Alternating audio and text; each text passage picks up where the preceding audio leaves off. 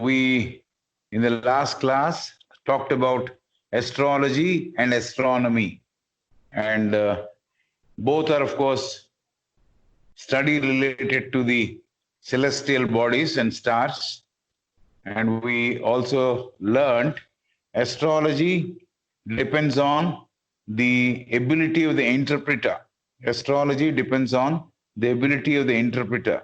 So the intuition or the qualities of intuition should be at a very high level for accurate predictions. This is what we have seen as the last class. The astrology also is an infallible science, actually. Astrology also is an infallible science, meaning there is no scope for mistakes, but then the scope for mistakes comes in because of the ability of the interpretations of the astrologer. So we're going forward. So in this connection, there is a conflict between Plato and Aristotelian schools. In this connection, there is a conflict between Plato and Aristotelian schools. In our century, this is what is written, in our century of Sadducean skepticism, the former, that is Plato, will win over Aristotle. This is the observation of Madam Blavatsky. In this connection, there is a conflict between Plato and Aristotelian schools, saying what is more reliable, astrology and astronomy. In our century of Sadducean skepticism, skepticism is doubting. Sadducean is another Jews who did not believe in the resurrection of the dead. They were called Sadducean. So in our century of Sadducean skepticism, the former, that is Plato, will win over Aristotle. So we have seen who were Sadducees even in the other classes. So they are Jews of the time of Christ who denied the resurrection of the dead and also the existence of spirits. So that is what they were talking about. They also did not believe in a written law. They did not accept written law. Means they accepted something which is, they did not accept the written law. They didn't have belief in that. Now HPB says Mr. Proctor is ready to attract public attention. He doesn't give credit where it is due. This is the quality of Mr. Proctor. Proctor is ready to attract public attention. He doesn't give credit where it is due. Proctor is ready to see a small mote in neighbor's eye. Mote is a small speck of substance, small piece of wood. So small mote in his neighbor's eye. He is able to see that, even a small mistake in others. But he overlooks even if there is a beam in his eye. That is how Proctor used to behave. Proctor was considered to be a person who will attract public attention, and he used to work for public attention. He doesn't give credit where it is due. That was the problem of this Proctor. Proctor is ready to see a small mote in neighbor's eye. So if there is a small problem with somebody next to him, he knows that. But he will overlook, even if there is a beam in his eye, means the biggest mistakes from his side, he will not really bother to correct himself. So we are not here, Madam says, we are not here to take count of mistakes of others. That is how we should live. So we are not here to take count of the mistakes of others. We have to see what is that which is affecting my vision. We are not here to take count of the mistakes of others, but we have to see what is that which is affecting my vision. What exactly is happening? Why there is a clarity, lack of clarity in my vision? That is what we are supposed to be concerned with, not with the mistakes other people make. So move the way I start to look within. So we should concentrate more on the way I look within. This is more important. That means review our own mistakes rather than review others' mistakes. So we are not here to take count of the mistakes of others. We have to see what is that which is affecting our vision. More the way I look within. I have to learn to look within myself so that I can remove the mistakes which I am capable of making, and to do an honest assessment of what I could have done better. This is again another note of caution. I should look within myself to understand what are the problems I am facing or what are the mistakes I am capable of making, and to do an honest assessment of what I could have done better.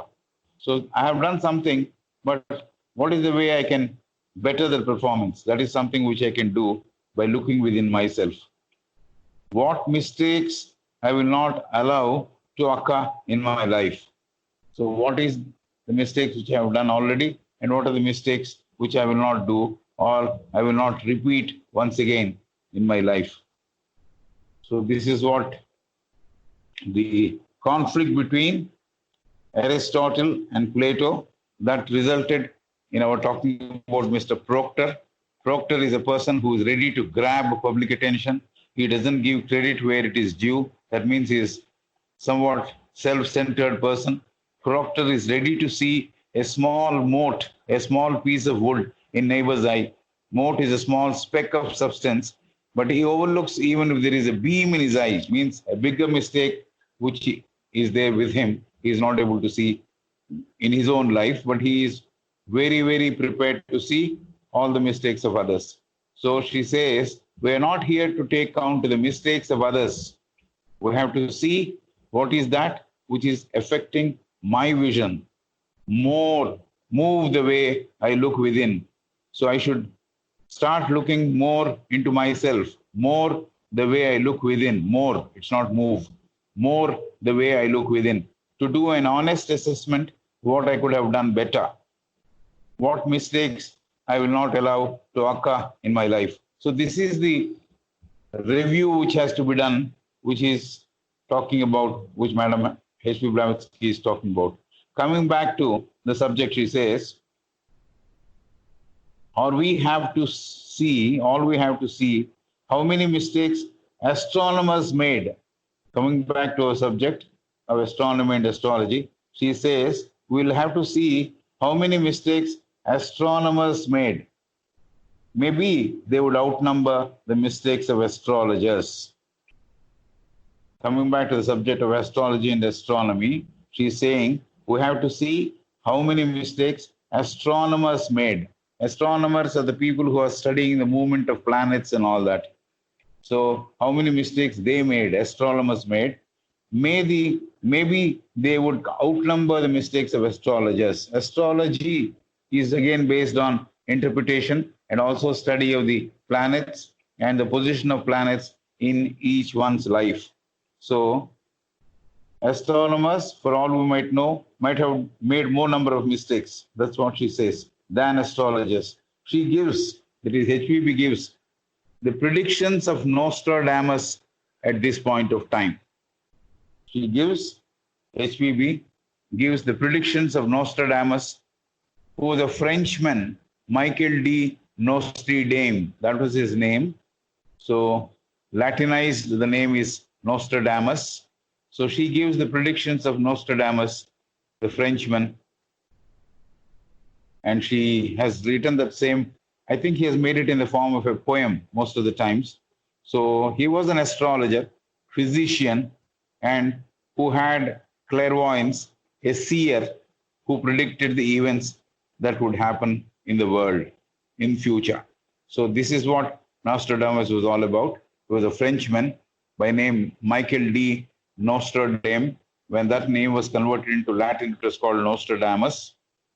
He was an astrologer, a physician, means a doctor, and who had clairvoyance, and a seer, who predicted the events that would happen in the world in times to come. That means in future. A book of prophecies was published in the year 1453.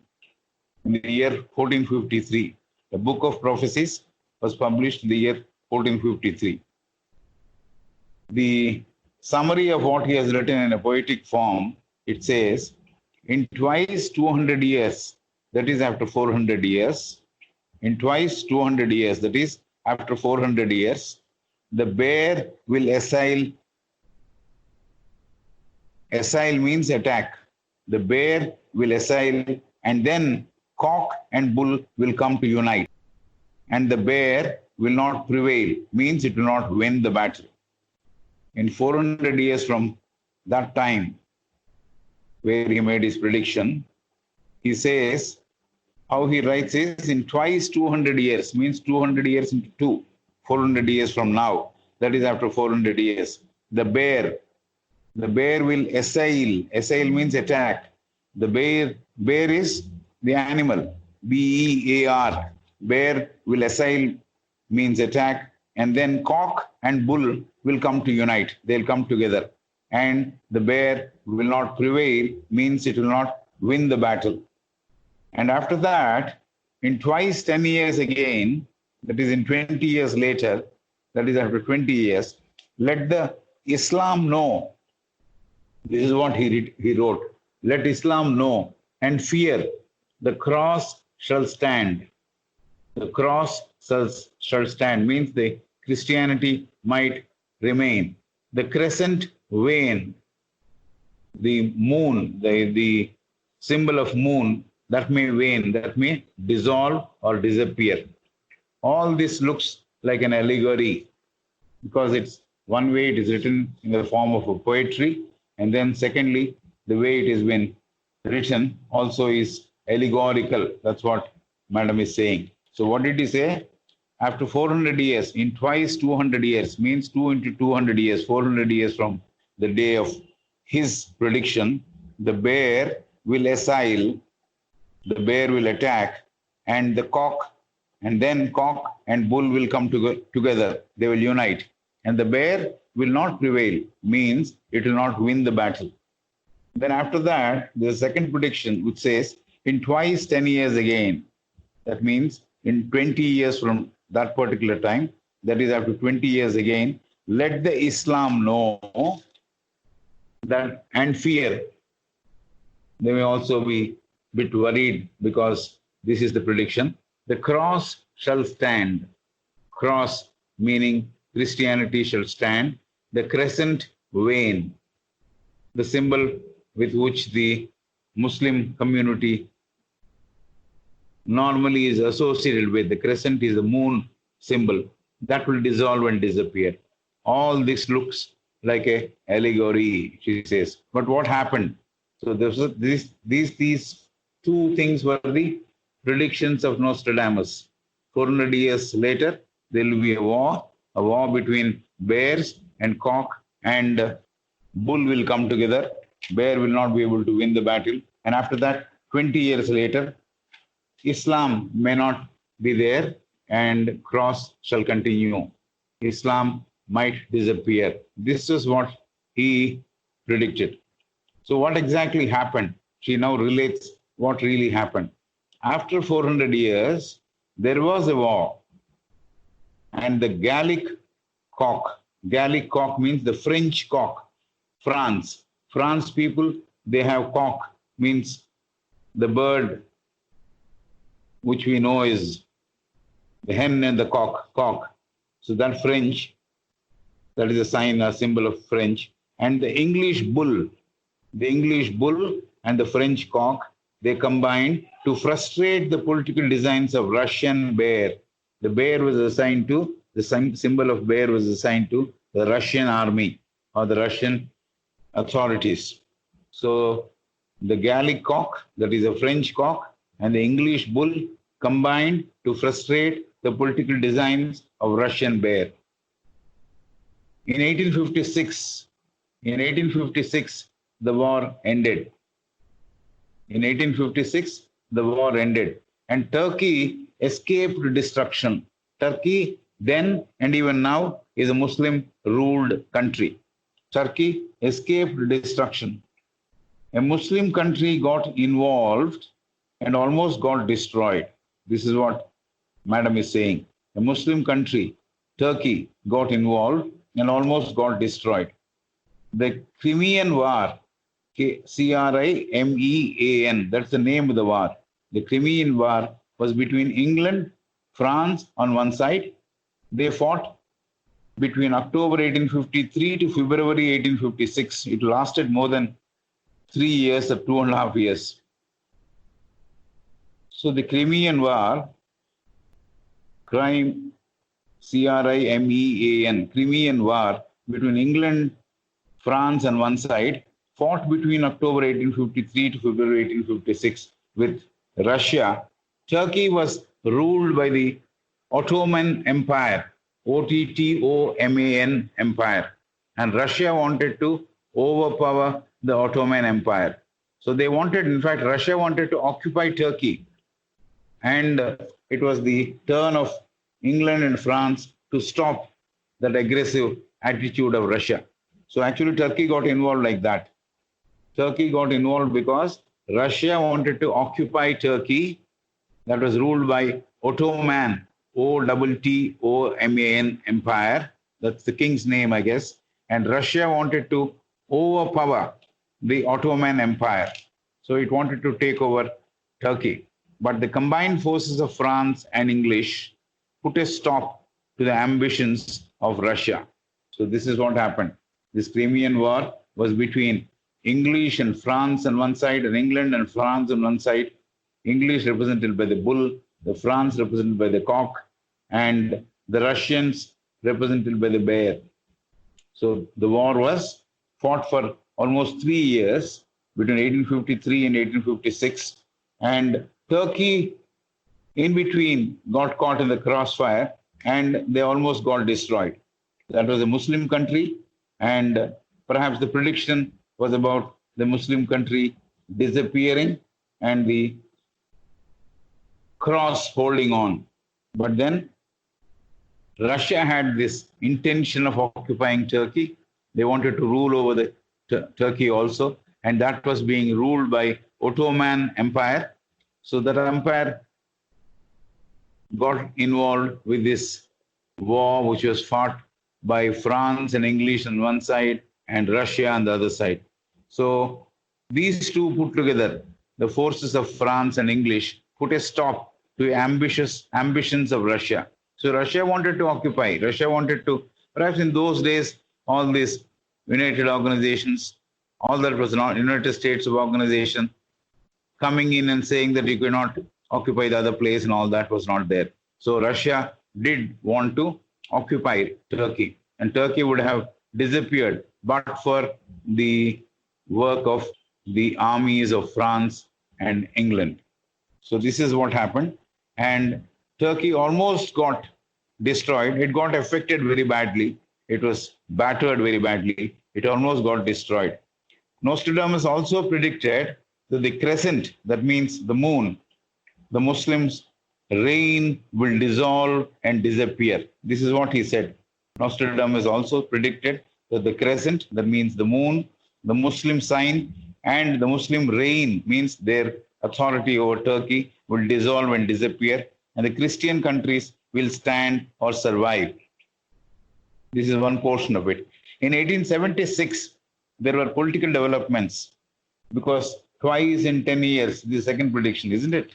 So in 1876, there were political developments that took place as prophesied by Nostradamus. 1876. 1856, this war got ended. After exactly 20 years, in 1876, there were political developments that took place as prophesied by Nostradamus. Right now, Turkey is still an Islamic country. Even now, Turkey happens to be an Islamic country. Mr. Proctor, she's coming back to the person who was self-centered person, Mr. Proctor. But of course, he's a philosopher and all that. But then Mr. Proctor has come across heterodox facts, orthodox and heterodox, the opposite of orthodox. Mr. Proctor has come across heterodox facts, meaning not orthodox facts, and he referred to curious coincidences. This is what he started talking about. Mr. Proctor is talking about curious coincidences. Coincidence means two events happening simultaneously. That is what he is talking about.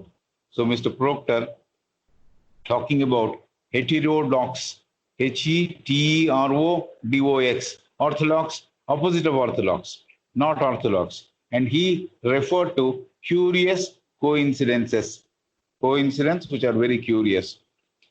He was writing his book, Thoughts and Astrology, Thoughts and Astrology. And that was the book he wrote.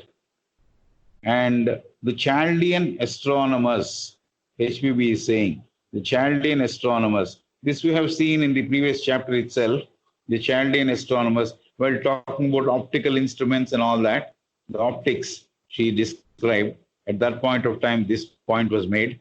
The Chaldean astronomers have discovered the rings of Saturn. Saturn planet has got rings around it. So the Chaldean astronomers have discovered the rings of Saturn even when not many optical instruments were not available to them. So the Chaldean astronomers have discovered the rings of Saturn even when not many optical instruments were not available to them. They, I believe, depended more on intuition to understand the planets and the celestial bodies. So somebody who could see with a different eye, he could put it down on paper, and that was what was noticed or noted down as revelation at that point of time. So Chaldean, they did this. They found out or they discovered the rings of Saturn, even though they were not equipped with instruments. The Assyrians, this is another country of Mesopotamia. Assyrians, Assyrians, Assyrians of Mesopotamia, using optical instruments, they used optical instruments of very high order. They discovered the rings of the Saturn and Jupiter moons. There is something called Jupiter moons. So we'll see what it is. And more importantly, what is that we have to now note down is Assyrians of Mesopotamia later on, using optical instruments, discovered what Chaldeans have discovered some time back, the rings of Saturn. And along with that, what Assyrians found out was Jupiter's moons. Jupiter's moons. The Jupiter, as discovered by Assyrians, had 4 star-striped wings. The Jupiter, as discovered by Assyrians, had 4 star-striped wings. So it could fly, maybe. That's what it means. It had 4 star-striped wings. That is the Jupiter. So both Chaldean and Assyrians, Mr. Proctor has come across heterodox facts. Have we covered this? Meaning not orthodox, and he referred to curious coincidences. Have you heard this portion of it? Mamata? Mr. Proctor has come across heterodox facts, meaning not orthodox, and he referred to curious coincidences. While writing his book, which was entitled Thoughts and Astrology, he wrote this. The Chaldean astronomers have discovered the rings of Saturn even when not properly equipped with optical instruments. They did not have good optical instruments, but still they could find out what the Saturn's rings were. They were operating more with intuition and not with instruments. So they could understand and they could write down, maybe they could see it, so they could write down as their discovery. Much later, Assyrians of Mesopotamia, using optical instruments, discovered the rings of Saturn and Jupiter's moons. Jupiter's moons. So these two are coincidences according to Proctor. The Chaldeans finding out and the Assyrians also finding out. Assyrians, additionally, they found out that Jupiter had 4 star-striped wings. Jupiter had 4 star-striped wings. Proctor says the discoveries of Chaldeans and Assyrians was a case of curious coincidence. So this is what he means. What is curious coincidences? This is what he mentioned in his book. HPB says Mr. Proctor's theory is actually suggesting a miracle than facts. HPB says Mr. Proctor's theory is actually suggesting a miracle than the facts. The persons who doubt and who are skeptics, doubtful people, persons who doubt and who are skeptics, they have an appetite for coincidences. This is the observation or comment of H.P. Blavatsky. The persons who doubt, who are skeptics, they have an appetite, means they want more coincidences to happen. So they are the people who believe coincidences are a possibility. Coincidences are a possibility. That is the way the skeptics look like or look at. HPB says Mr. Proctor's theory is actually suggesting a miracle than the facts. Two people arriving the same thing, reeling out the same fact as of Saturn is concerned. She says it's more a miracle than a fact. So that's what she opined. She also said in the same breath, the persons who doubt and who are skeptics, they have an appetite for coincidences. This is what HPB is saying. Unappeasable means not easily satisfiable. That sort of an appetite they have. Unappeasable. Appeasing is satisfying, but this appetite is not something which can be quenched or removed. And unappeasable means not easily satisfiable. There was a temple. This is an interesting story which he has given. There was a temple built in the year 1854. There was a temple built in the year 1854. The temple called Borsippa, Borsippa of Babylonia. This temple is called Borsippa of Babylonia. The temple had 7 stages. 7 stages means 7 platforms like, 1, 2, 3, one above the other. So the temple called Borsippa of Babylonia, the temple had 7 stages or 7 levels representing concentric circles in 7 spheres. Representing concentric circles in 7 spheres. Concentric circles, it goes like a wind when it takes that shape. Concentric circles in 7 spheres. Each level or stage, she talked about Borsippa of Babylonia temple having 7 stages. Now she says each level or stage was built with tiles and metals. The level or stage was built by using tiles and metals, which correspond to the colors of the planets. Each level is assigned to a planet, it means. That's what it is. So the 7 stages, the concentric circles are in 7 spheres. Each level or stage was built with tiles and metals. Metal, appropriate color of the metal and appropriate color of the tiles perhaps were chosen.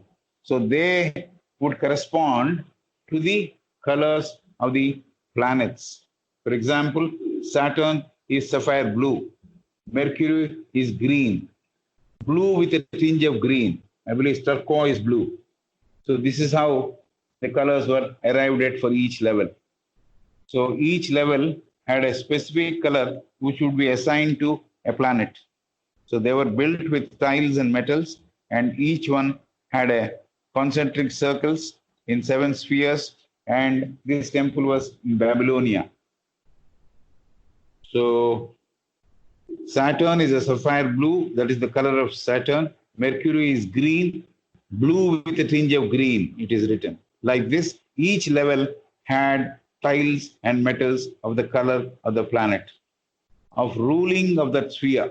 Each sphere is assigned for a planet, and each sphere is colored by the same color of the planet. It was Mr. Rawlinson. This name also is familiar to us because we have heard of him in the previous chapters. Mr. Rawlinson, Rawlinson, is another astronomer who gave the details of this temple. It was Mr. Rawlinson who gave the details of this temple. These colors given to each level and to each planet are the exact colors of the planets as discovered by the modern astronomers using very sophisticated instruments. So 1854, when they built this temple, they had assigned colors for each of the planets.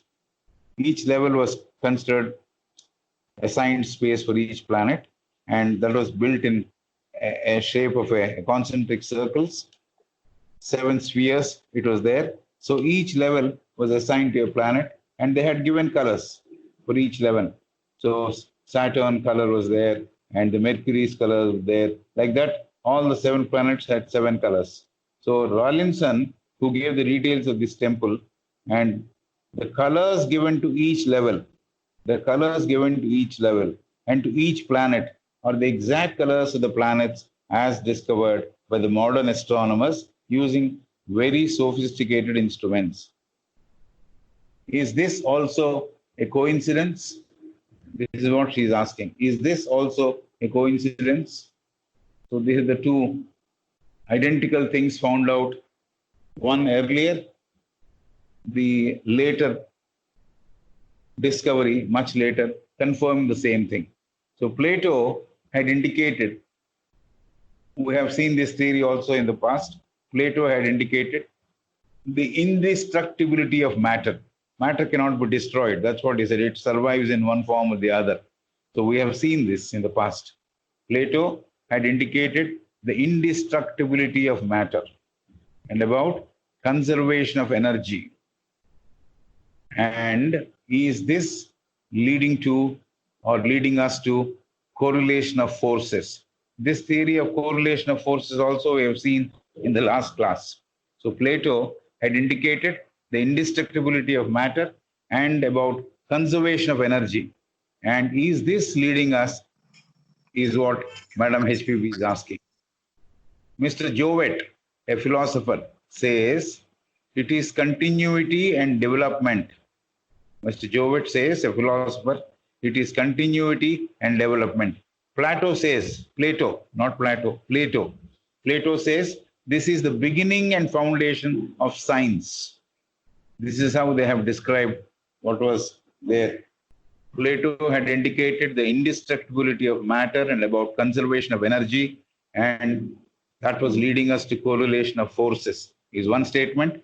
Mr. Jowett, a philosopher, says it is the continuity and development. So there is a continuity, nothing is destroyed, everything is surviving. That is also developing. That is what Mr. Jowett said. Plato says this is the beginning and foundation of science. That's how all the statements went. HPB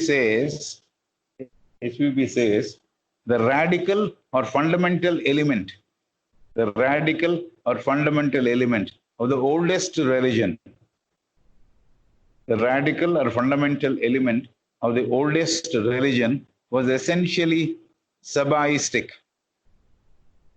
HPB says the radical or fundamental element of the oldest religion was essentially Sabaistic, Sabaistic, Sabaistic, which is worshipping of stars or the spirits ruling the stars. This is what HPB is now introducing. The oldest religion, the fundamental element or the radical element of the main important feature of these religions was essentially Sabaistic, which is worship of stars or the spirits ruling the stars. So there is supposed to be a person ruling each star. So that is called the spirit of the star. So it is worshipping of the stars or the spirits ruling the stars. This is what HPB had to note it down. And the religions contain myths and allegories. The religions had the share of both myth and allegories. Myth is a story widely believed as true, but actually it is not true. That is a myth. We say a lot of times, is it a myth or is it real? So that is what it is. So religions also had the share of myths and allegories. Myth is a story widely believed as true, but actually it is not true. Allegory, we all know, is a story or a statement which has a hidden meaning. Allegory, we all know, is a story or a statement which has a hidden meaning. HPB says if correctly one can interpret the content of that religion of Sabaism, HPB says if correctly one can interpret the content of that religion of Sabaism, one could arrive at correct ideas of astronomical facts. So religion had this worship of stars and spirits of stars, and all the religions in those days had myths and allegories. So we know what myth is, we know what allegory is, and what HPP says is, if correctly one can interpret the content of that religion of Sabaism or worshipping of stars, one could arrive at correct ideas of astronomical facts. This is what she is feeling or suggesting. If correctly one can interpret the content of that religion of Sabaism, one could arrive at correct ideas of astronomical facts. All the scientific laws which relates to astronomy or physical geography, astronomy and physical geography, all the scientific laws which relates to astronomy or physical geography that could not be related to these ingenious stories, they convey the most significant and sometimes most trivial fact. All the scientific laws which relates to astronomy. Astronomy is a science, all the scientific laws related to astronomy, and then she brings in physical geography. So if these two laws pertaining to these subjects are studied, that could not be that all the scientific laws which relate to astronomy or physical geography that could be related to these ingenious stories. Ingenious is clever, original stories. Ingenious means genius is clever. Ingenious is very original, very clever. So these stories are possibilities when we understand the scientific laws which are behind astronomy and physical geography. Right. They convey the most significant and sometimes most trivial facts.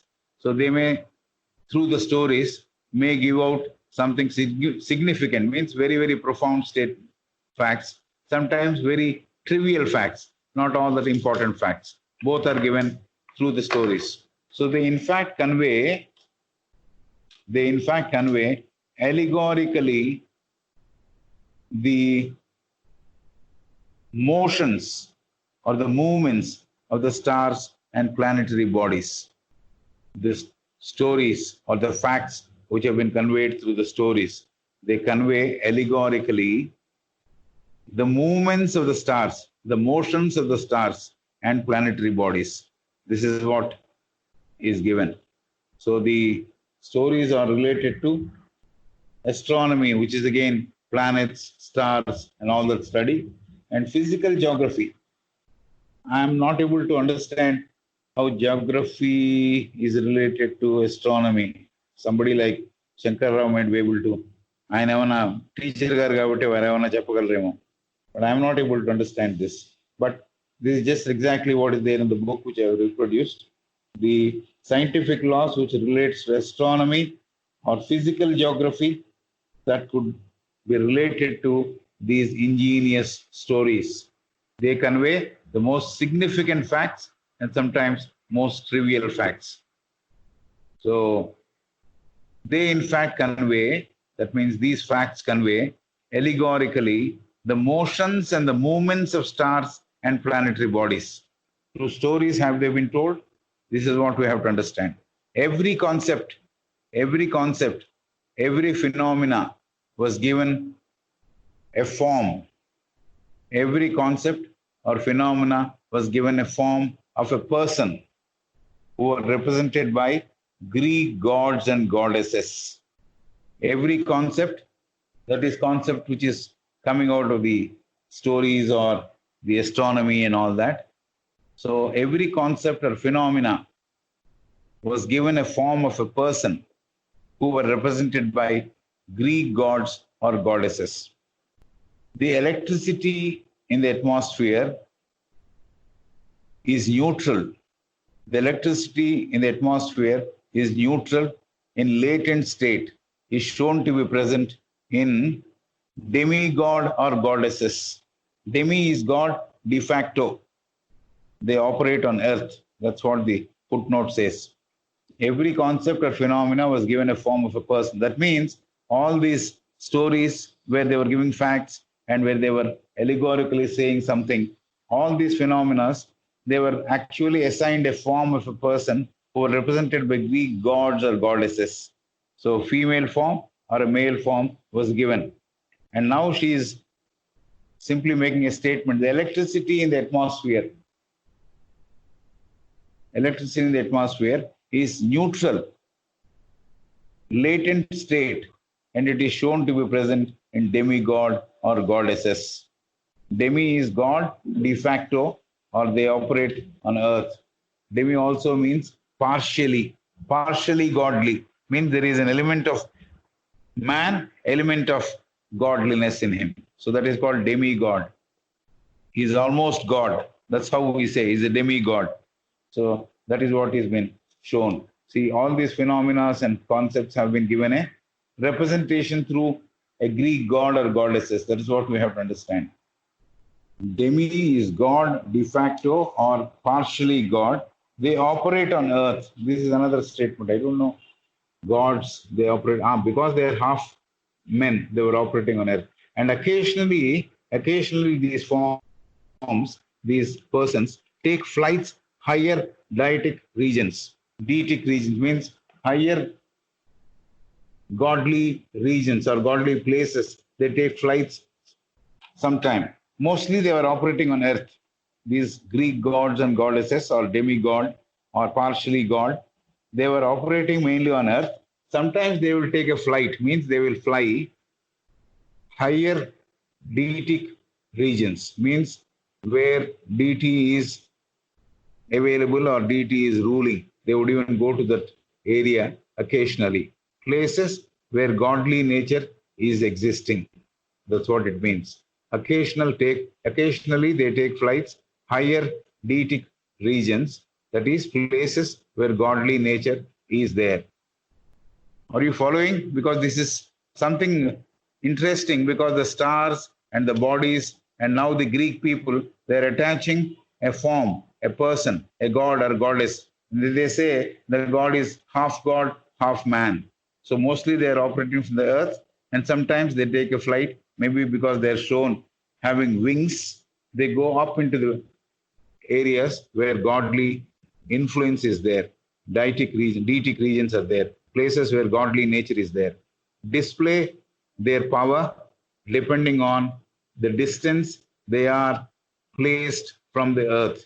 So when they go up into the sky, or they go up into the region where deity is there, or where the influence of godly nature is there, they display their power. These individuals, they display their power depending on the distance they are placed from the earth. So naturally, when some planet is nearer to the earth, the influence is one thing. When it goes further, the influence is different. That is exactly how we study the individual horoscopes also. So this suggestion is made that the distance they are placed from the earth, that determines the power of the planets or stars.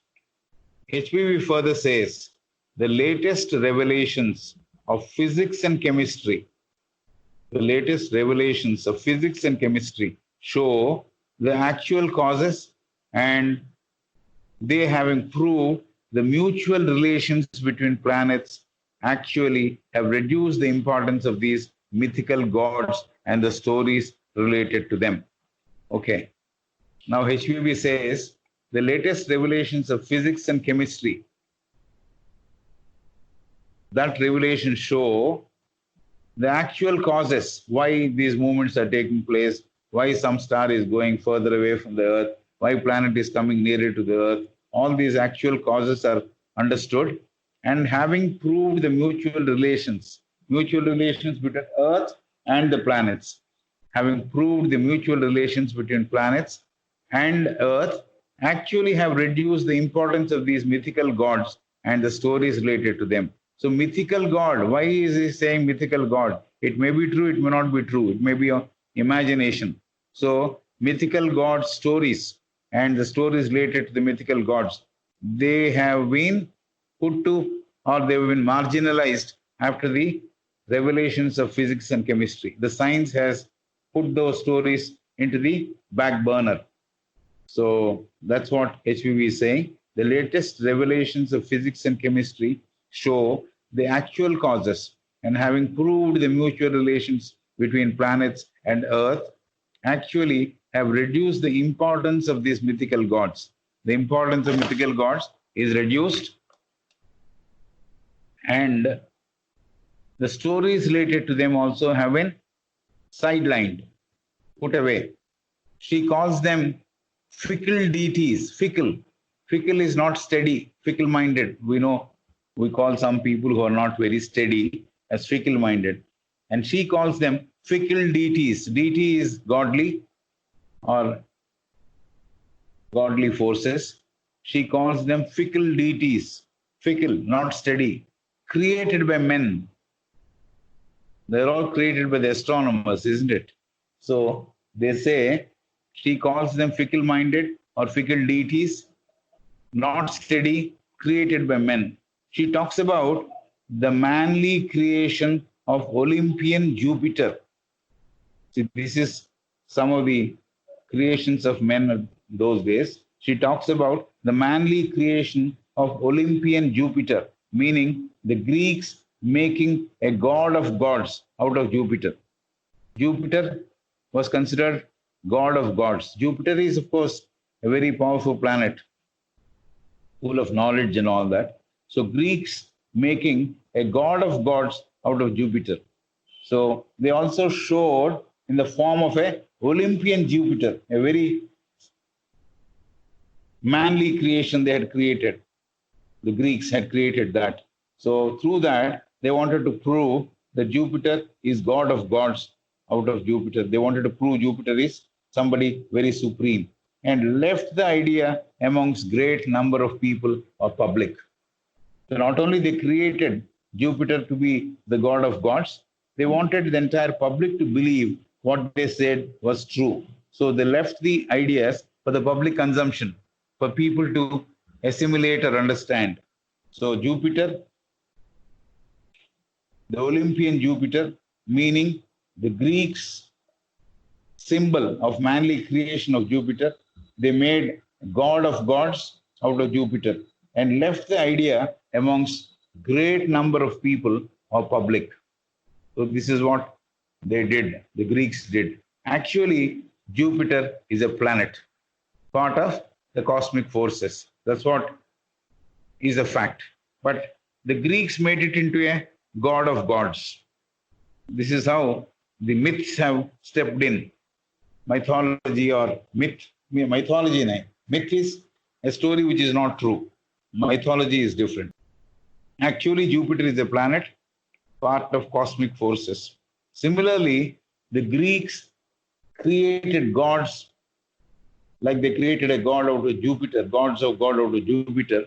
They also created gods, all small g, not the capital G. All they created gods out of earth, out of water, and they identified genus, a male principle. Zeus, Z-E-U-S. They identified this principle as a male principle.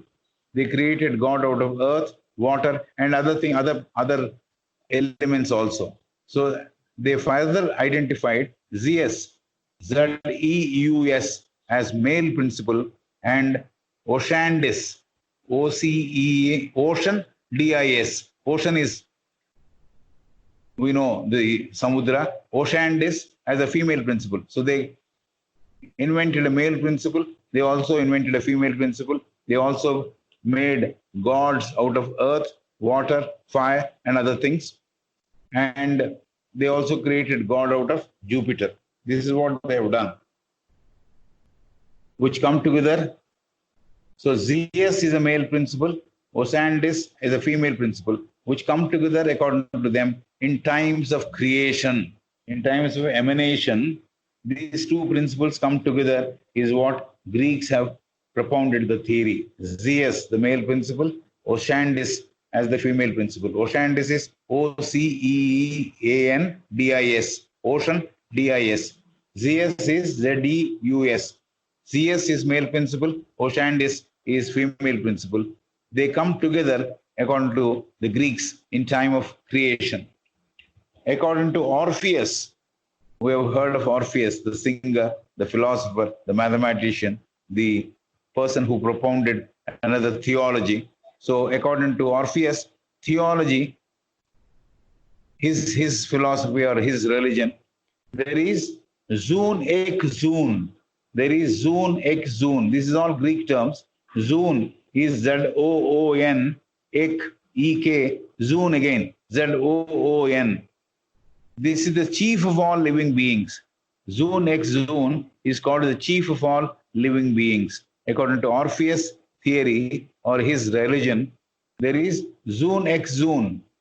Zoon is ZOON, EK, ZOON. This is the chief of all living beings. Philosophy of religion. Philosophy of religion. He was shown as the universal cause. Philosophy of religion, he has shown as the universal cause and the active creator of emanation from the invisible potency.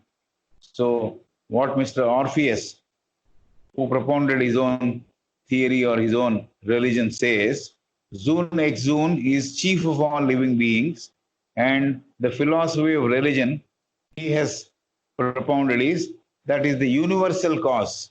That is the universal cause, root cause, and the active creator of emanation. Is he calling Zoon ek Zoon Brahma? I'm able to just only interpolate, but I'm not quite sure. Zoon ek Zoon is chief of living beings. Philosophy of his religion, he has shown as this as the universal cause and the active creator of emanation from the invisible potency. The potency is invisible. Nobody is able to see it. From that invisible potency, everything has come about, and he is the universal cause. Who is that? Zoon ek Zoon, the chief of all living beings. In the capacity of the active creator, along with his consorts, meaning the female forces, he was the agent in charge of cosmic evolution. This Zoon ek Zoon, he was the active creator. He created out of the invisible potency, and he had the capacity to actually bring in creation along with his consorts, meaning the female forces. Maybe consorts also could be meaning wives, meaning the female forces. He was the agent in charge of cosmic evolution. Cosmic evolution, the entire universe coming into being was because of this Zoon ek Zoon and his wives. And there was chemical affinity that there should be a force to bring all living beings together. There is a chemical affinity that should be a force available to bring all that is living together. And the electricity in the atmosphere. Electricity is the spirit inherent in the atmosphere. So the spirit is electricity, and the other force, chemical affinity, also is there as a force to bring all living matters to life, and the spirit is entering into that. So that spirit is actually electricity, is what it is being said. Electricity in the atmosphere. The electricity which is in the atmosphere enters the ground prepared, and then electricity is the spirit inherent in the atmosphere. The magnetic forces of attraction and repulsion are the results of his. So some things coming together, something repelling, is all because of the action of Zoon ek Zoon, or the decision of Zoon ek Zoon. He decides which of them should come together, which of them should leave at a distance. So the chemical affinity, there is a chemistry between two living forces. To bring together two living forces, there is a chemical affinity which is taking place. Even now people talk about the chemistry between them is good. That means they vibe well. That's exactly what they mean. So there's a chemical affinity which they are talking about, bringing two forces together so that the electricity in the atmosphere gets into that as a spirit, and then everything becomes living beings. The magnetic forces of attraction and repulsion are the results of his action, Zun's action. So Zun is the chief of all living beings. This is one story or one fact which has been created by the Greek. The creation is happening or emanating out of invisible potential forces. That was there given already, but again repeated here. The creator of emanation creates from the invisible potency is what we have seen in the previous paragraph. But now again, the same thing is said. The creation is happening or emanating out of invisible potential force. HPB says the ancients were aware of the physical sciences. She's talking about ancients now. I think Greek story temporarily has come to an end. That's how I guess. So HPB says the ancients were aware of the physical sciences. Ancient scientists were quite aware of the physical sciences, meaning chemistry and physics, etc. Pythagoras said Zeus, which the Greeks have talked about. Pythagoras said Zeus, Zeus, which was described as the male element of creation, within brackets. According to his speculation, according to Pythagoras' speculation, it became the metaphysical trinity. Pythagoras says Zeus, which was described as the male element of creation, according to his speculation. Speculation is something which you do with your mind, mental capability. So he speculated, it became the metaphysical trinity. Metaphysical means not something which is physical, beyond physical. There is one has become three, metaphysical trinity. It is not physical, it is metaphysical. A speculation is a projection of the mind without concrete evidence. Okay, all this also I have given here. Speculation is a projection of the mind without concrete evidence, and metaphysical is not physical. The monad, this is a term with which we are familiar, but then the monad, as these people have described, may be slightly different. The monad evolving from the invisible self. The monad evolving from the invisible self. This self is all capitals, S-E-L-F, all capitals, means the Almighty, the ultimate. The monad evolving from the invisible self, meaning Almighty. Monad is the spark of the divine. The unit which is coming out of that Almighty is a spark of the divine, having three eternal components. Monad is the spark of the divine. What is divine? That is self, S-E-L-F, all capitals, meaning Almighty. And monad is the spark of the divine. And that spark of the divine is having three eternal components. Eternal means they are living forever. They don't have death. We are familiar with human monad. Meaning Atma Buddhi Manas, which is there in a human being. We are familiar with human monad, Atma Buddhi Manas. All these three also are indestructible. They have no death. The divine monad, the active cause, effect, and intelligent will. The divine monad is, how can we describe that? The active cause, the real reason, the result, the effect, and the intelligent will. These three combined together is divine monad. The human monad is Atma Buddhi and higher manas, as we know.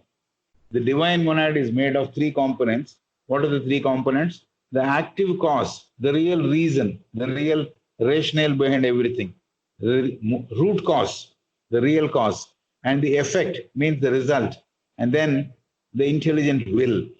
These three, they make up the divine monad. It is tetractys, T-E-T-R-A-C-T-Y-S, or a triangular figure. Tetractys or a triangular figure. T-E-T-R-A-C-T-Y-S. Very difficult for me to even pronounce. Triangular figure. The bottom has 4 points, forming 4 triangles. If you can imagine like a pack of cards being placed sometimes, you have 4, and then you have 3, then I have 2, and then 1. That's how the pack of cards are placed sometimes for showing that they can When there is no air, that will stand. So there are 4 points here. Each 4 points connected properly will form 4 triangles. In the next level, there are 3 points forming 3 triangles. And top 2 triangles, totally 10 points, is in Greek geometry called tetrad. Tetrad. I think, again, Shankar Rao Garu will be able to say clearly what it is. Tetrad is triangular. This is what she has given it in an explanation. But then this 10 points, the bottom 4 becoming 4 triangles, the next level 3 becoming 3 triangles, the next level 2 becoming 2 triangles. So the top 10 points are there. All the 10 points, they're called tetrad.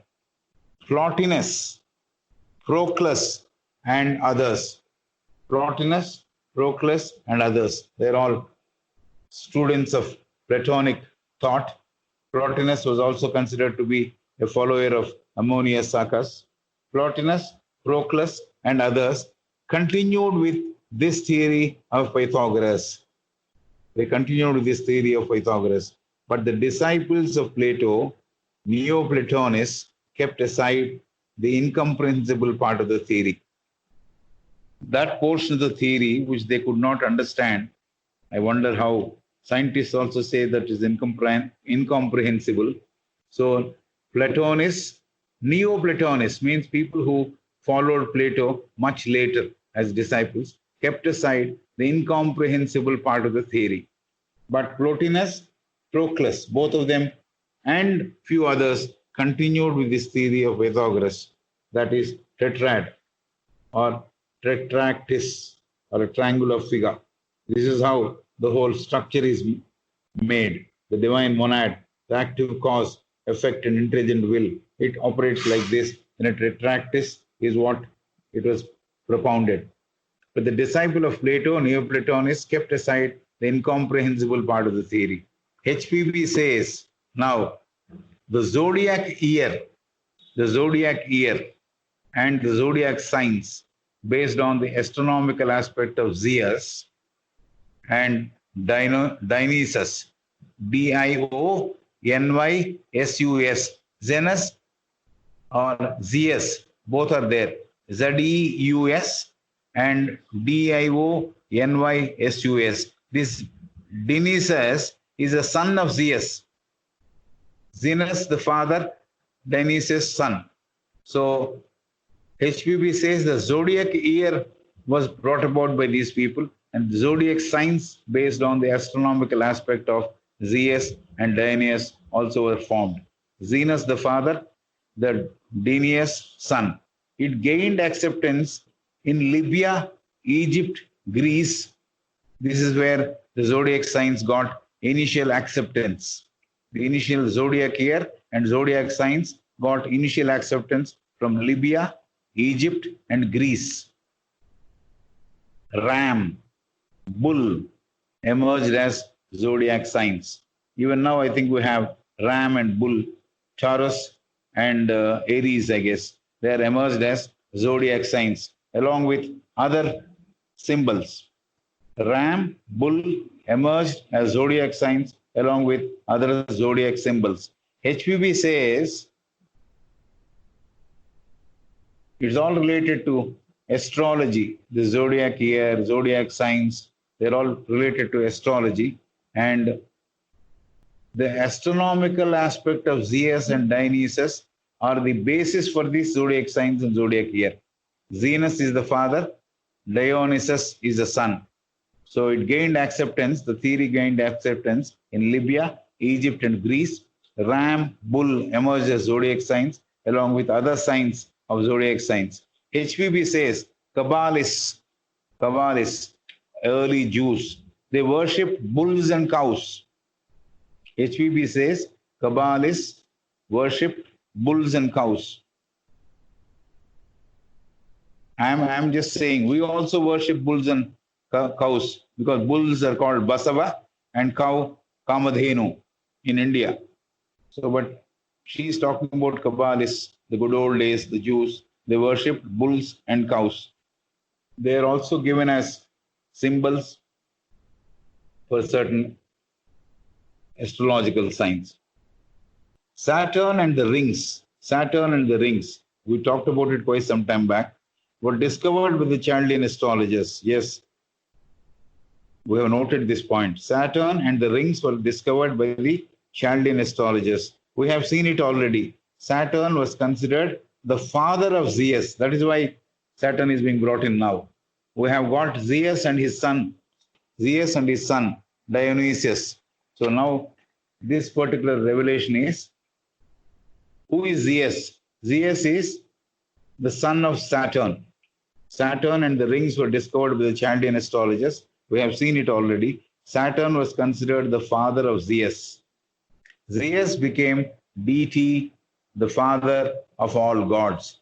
This is how they've been inventing theories and planting it on the minds of public. Zeus became deity, the father of all gods. The son of Saturn has been named as the father of all gods. Gods means again small g, but still he is the father of all small gods or a gods. Zeus was the Bel or Baal of Chaldeans. Zeus also was called the Bel, B-E-L, and Baal, B-A-L-L, of the Chaldeans. So this is another name, synonym for Zeus. Originally imported by Akkadians, A-K-K-A-D-I-A-N-S. These are the people who really brought in this theory, Bel and Baal. The Chaldeans took it, but they took it from Akkadians. HPB says they are from Armenia. Akkadian theory is from Armenia. Bel and Baal, Bel or Baal, B-E-L or Baal. You can also perhaps say Baal or Baal of the Chaldeans. This theory was imported by Akkadians, and HPB says they are from Armenia. HPB adds now an interesting note. HPB adds an interesting note. She says Baal, B-E-L, is but a personification of Shiva. The Hindus of Babylonia believed in this. Baal, B-E-L, is but a personification. HPB says this. Baal is but a personification of Shiva, of the Hindu by Babylonians. So Baal is perhaps the Babylonian way of saying it is Shiva, or Shiva's name represented as Baal. The Hindu representation of Shiva is recognized as Baal by the Babylonians. Bala is the fire god. Bala is the fire god. Shiva, the omnipotent, all-powerful, creative, and at the same time, the destroying deity. She is describing who is Shiva. Shiva is the omnipotent, all-powerful, creative, and at the same time, the destroying deity. Zeus is a man and an immortal nymph. Zeus is a man and an immortal nymph. Nymph meaning male and female elements put together. Zeus is the son of Saturn. That's what we have seen. But now there is another element to it. And in between, she brought in Shiva. Shiva, she also described him as what he is: omnipotent, all-powerful, creative, at the same time, the destroying deity. Layakaraka, as we say. Zeus is a man and an immortal nymph. Immortal nymph. Nymph is combination of male and female elements. Within brackets, Ardhanarishwara. Maybe if you can connect it to Shiva.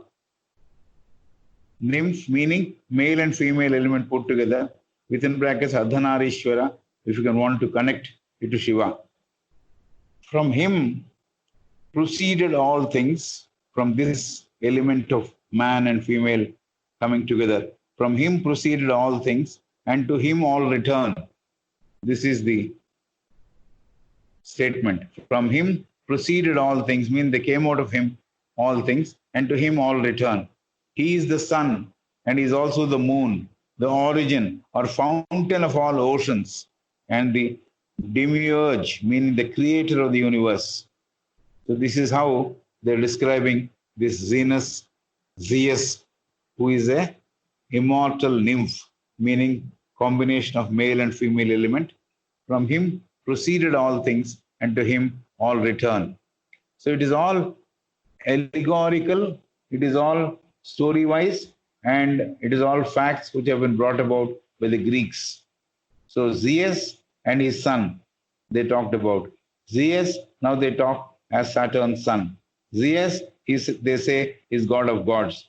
Zeus, they say, is a combination of two elements, male and female. So male and female put together, that is actually producing all the things which we see on earth. They come out from him and they go back to him. He is the sun and he is also the moon. This is additionally information they are giving. The origin or fountain of all oceans have also sprung from him. And the demiurge meaning the creator of the universe. He is the creator of the universe, one and the only God and the one and the only power. This is how we have to understand. That is how they have described him. I suppose there is clarity because I have gone through very slowly the way the astrology and astronomy have invented these signs, have invented this Saturn with rings. They have also invented Jupiter with 4 striped stars, and so on and so on. And then they came across the term Zeus. And then after some time, they produced the name of the sun. And Zeus, they called it a god of gods. Jupiter also at one point of the time, they said god of gods. That's how they gave it to the public. But later on, Zeus has been described as the god of gods along with his son. And Zeus actually is a combination of two principles, the male and female. And so from that, everything is emanated and everything should return. And Zeus is called the moon, Zeus is called the sun, and everything, and all powerful. So this is how the description goes. The mighty creator and governor of the cosmos. So he is the person who oversees everything. The mighty creator and governor of the cosmos. He is everything: fire, water, earth, ether, night, day, and the heavens. So many things put together is he. He is everything: fire, water, earth, ether, night, day, and the heavens. He is the very primeval, means the earliest architect we have seen, but this is the female form of architect. Sophia of Gnostics is also he. Architecturess, architect we see, but here it is called architecturess. Architect, URESS, means a female architect who is called architecturess. Sophia of Gnostics. Gnostics used to call this force as Sophia. Sophia is a very popular name. It means this: he is everything: fire, water, earth, ether, night, day, and heavens. He is the very primeval architecturess. Sophia of Gnostics. Architect, architecturess means the female architect. Sophia of Gnostics. Gnostics are again Christians who were there even before Christ. They were not perhaps called Christians, they were called Gnostics. That's why they called Gnostics. Christ, people who followed Christ are called Christians. But people who believed in a different theory before Christ and they were all worshipping, they were called Gnostics. Gnostics. Sephira. Sephira is another concept she is bringing in now.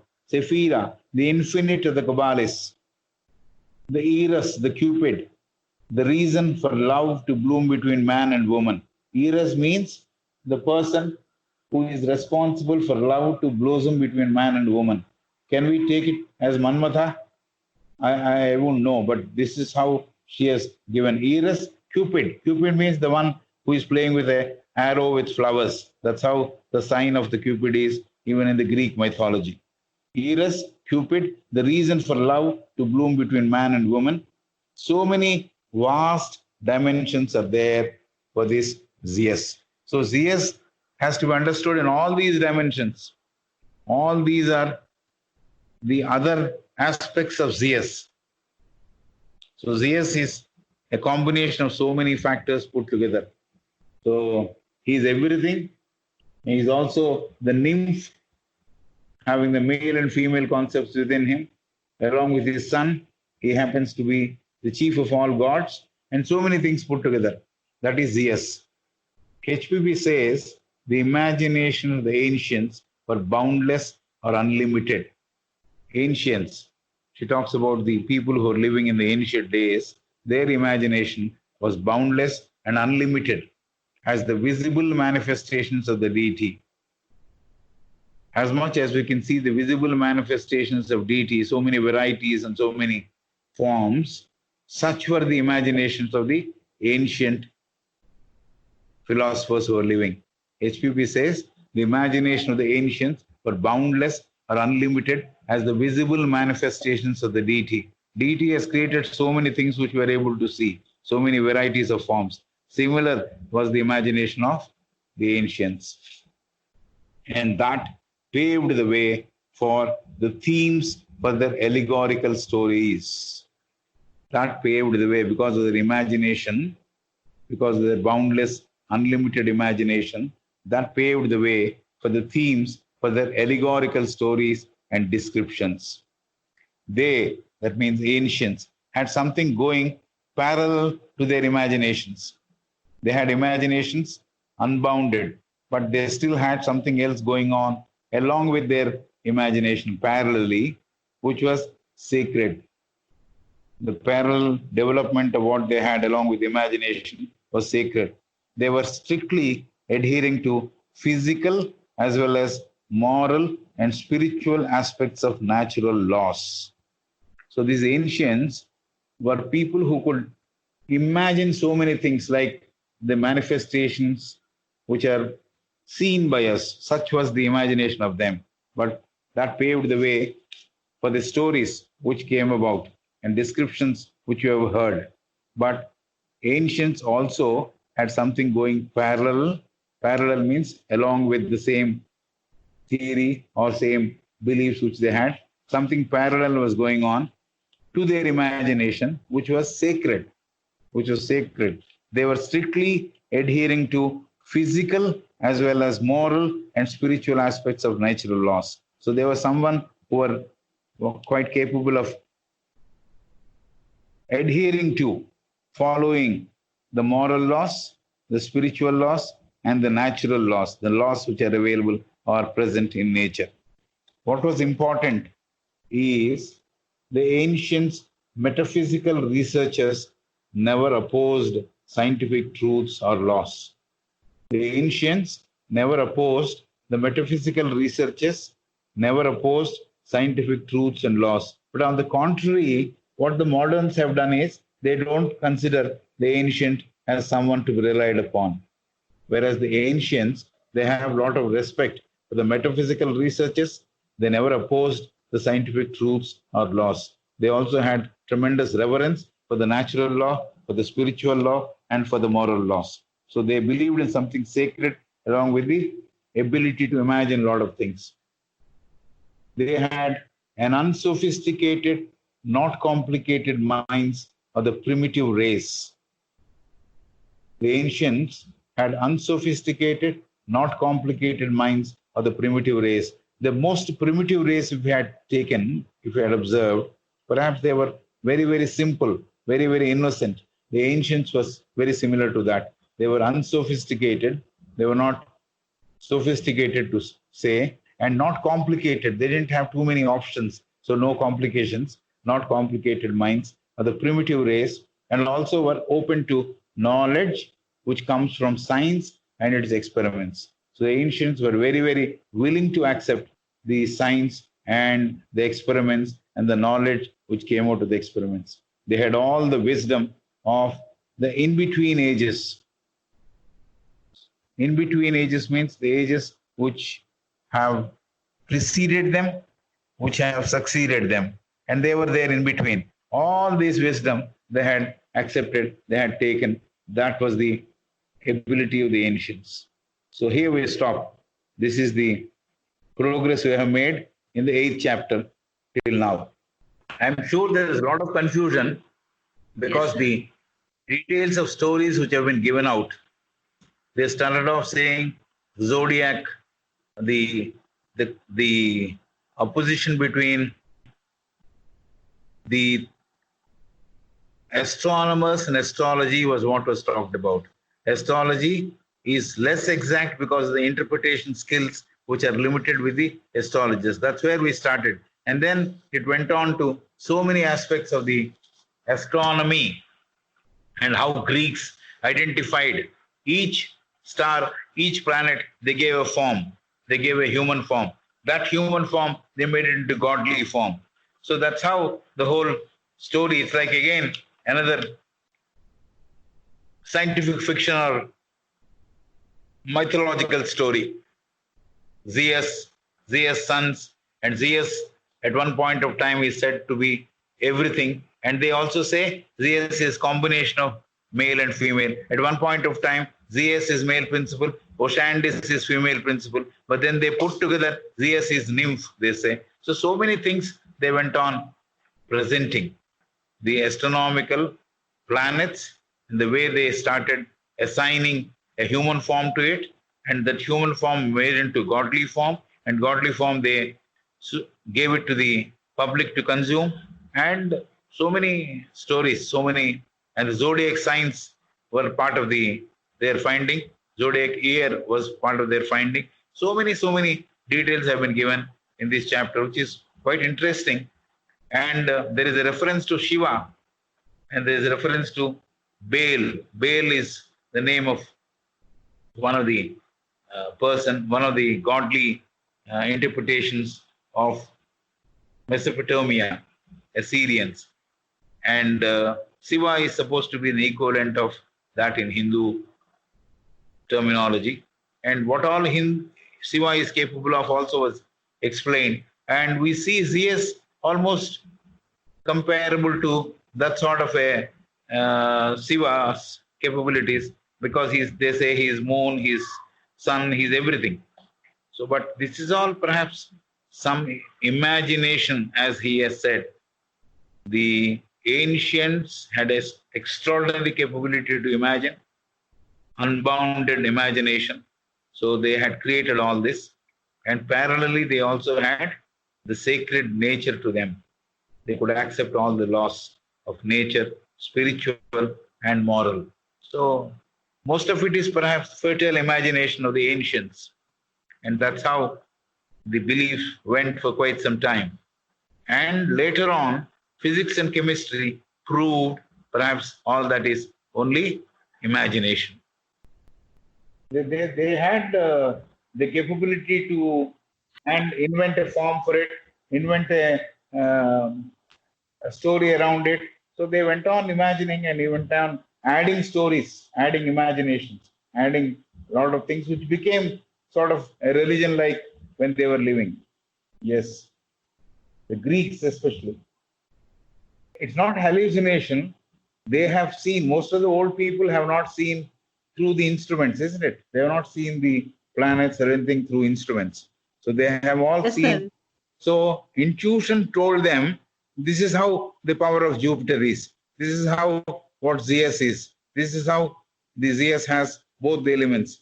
Zeus, the male element, the female element put together, he is the creator. This is how they really believed. They really believed that theory and they put it out. So that is not imagination. That is how they saw it. They saw it. In a way, imagined and perhaps put it into that slot. They must have said, Jupiter means this, Saturn means this.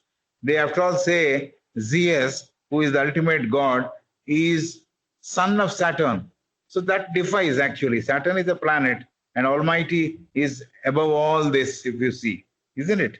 Almighty is above all these planets, the solar systems, the universes. Beyond all this is Almighty. And for us to understand, the human God or the God who is supervising the whole thing is the son of Saturn. That is Zeus, is what the ancients have said. Zeus. Sometimes they have said it Zeuns. So both spellings are there.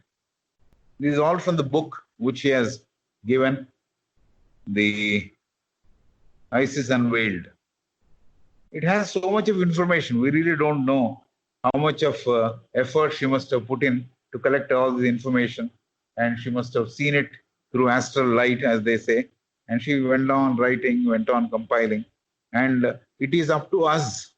It is up to us to accept what is reasonable to our capability of thinking and arriving at facts.